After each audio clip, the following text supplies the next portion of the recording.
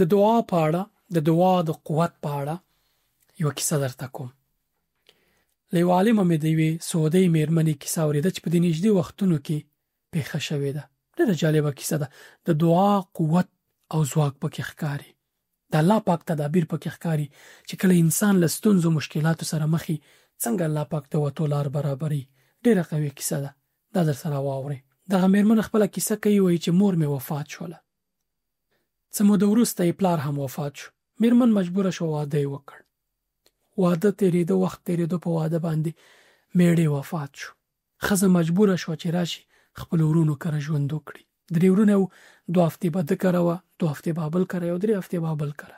همداسې دوراني به ګرځېده او په خپلو ورونو باندې بوج وه. کله چې زموږ او ستاسې کلي ګاونډ کې یوه خور کونډه شي او د ورونو کره ژوند کوي، ورونو کره راشي، ورندارګانو باندې څومره سخت دی، څومره پیغورونه، دغه خبرې، هغه کلیوال دغه کې ډېر سخت ژوند ورته، هغه اندرور چې ورکره ژوند کوي ډېره بې قدره وي. اکثرو ځایونو کې همداسې، ټولو کې شاید نه وي. مېرمن وایي ډېر سخت ژوند مې و. وخت تېرېدو قدر مې کمېدو، وخت تېرېدو قدر مې کمېدو. زه پوهېدم چې په ورونو باندې بوج یم. ورونه به مې راته مخامخ ویل چې هره ورځ هلته ځې راځې، موږ در سره بیخي په عذاب یو. بالاخره یو ورور مې وی، مشر ورور مې، هغه راته وویل چې دې کوټه کې یو کوټه راته راکړه چې دې کې به اوسېږي، له دې به نه راوځي، همدغه کوټه کې اوسه، خوره او څکه، خپل کار کوه، موږ مه په عذابوه. وایي دې حالت ډېره ځورولم، ډېره یې خفه کړم.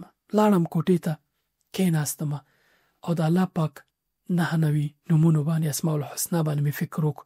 له دې مې د الجبار نوم، د برلاسي رب چې ټول شیونه د الله پاک د حکم او د قدرت لاندې دي، دا نوم مې وټاکه او همدا به مې ورته ویل چې یا جبار، یا جبار، دا مشکلات مې حل که، ته په هر څه برلاسی، دا د زړه بار مې سپک که او د مشکلاتو نه راته د وتو لار وباسه.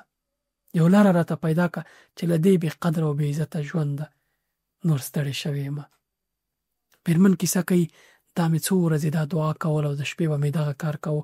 دا د الله پاک الجبار صفت مې ټاکلی او هر ورځ به مې هم دا وایو، ای جبار ربه، ای برلاسی ربه، ما ته د مشکلاتو نه وتو لار برابره کړه. ډېر زیات وای خفه وم. ژوند ډېر په مشکلاتو تېرېدو.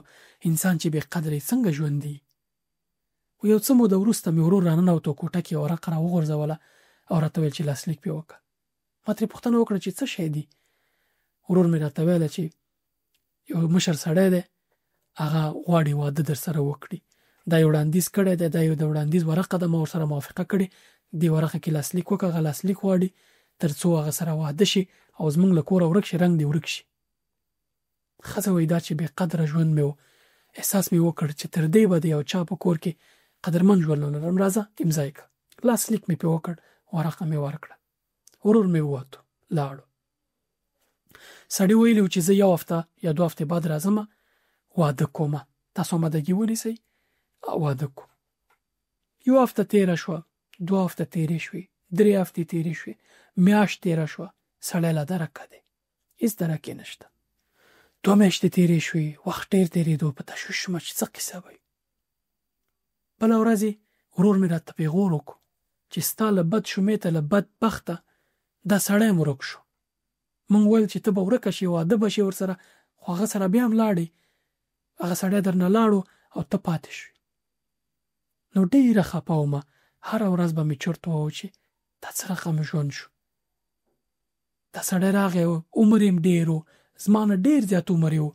ما ویل چې له دې کوره لاړ شم، دا بې قدري مې لرې شي، راځه خیر دی، که رقم یې دا به قبول کړه. دا هم لاړو. هره ورځ به ناسته ومه په جاینماز، الله ته به مې زارۍ کولې چې الله دا څه وضعیت زه لرمه.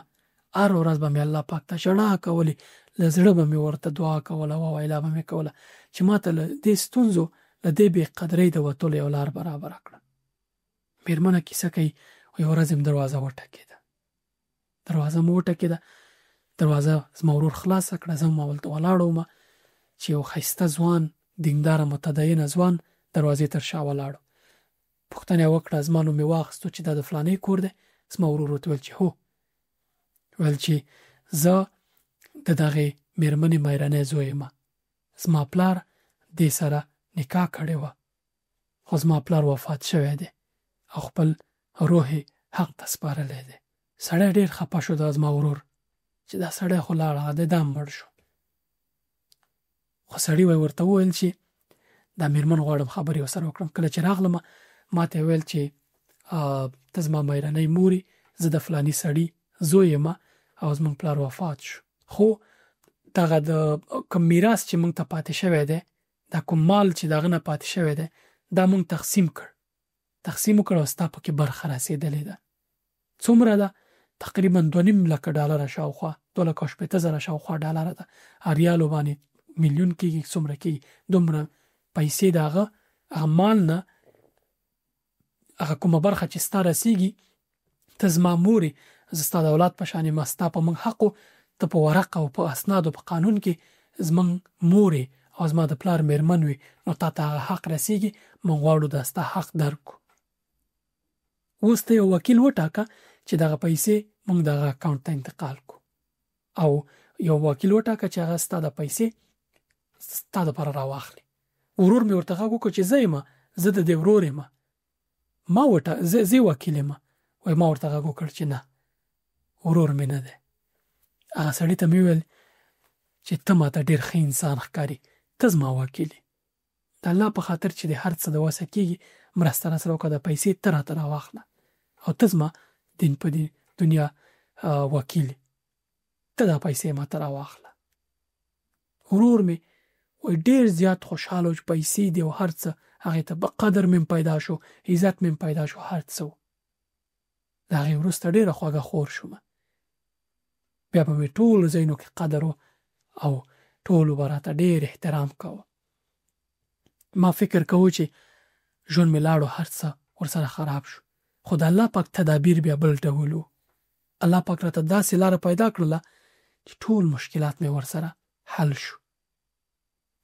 او دا وایي د دعا په زور چې زه به کېناستم، الله پاک ته به مې ډک زړه تشه و، زارۍ به مې ورته کولې، ګیله به مې ورته کوله. ومن یتق الله یجعل له مخرجا ويرزقه من حيث لا يحتسب.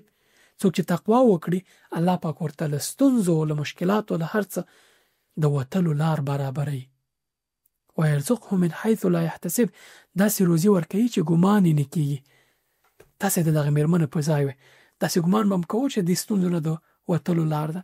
ورور ته بې قدره، ورندار ته بې قدره، قدر عزت دې نشته، هر سړی درته سپک نظر کوي، پیغورونه درته کوي، خو ته نه پوهېږې چې الله پاک تا ته څه تدابیر نیولي.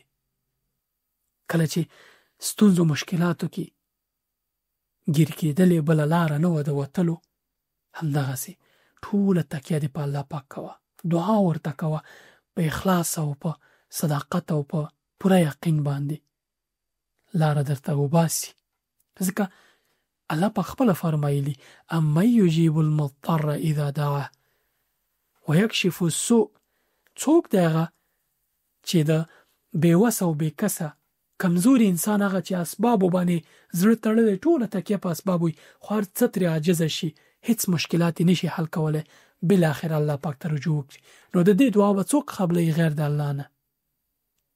کله چې دعا کوي، مضطر هغه کس چې بیړنی حالت لري، مشکلاتو سره مخ وي، نو څوک دی چې د دې مرسته وکړي غیر له الله نه؟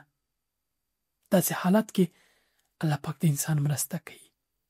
نو ته هم کله چې مشکلاتو کې ګیر وي، اسباب د دنیا عاجزه شوي وو، هیڅ چا دې مرسته نشوه کوای، الله پاک ته ستون شه، مراجعه وکړه، زارۍ ورته وکړه، یقین پرې ولره چې مشکلات دې حل کوي. الله پاک فرمایلی ادعوني استجب لكم، ته دعا وکړه زه جواب درکوم، زه یې قبلوم.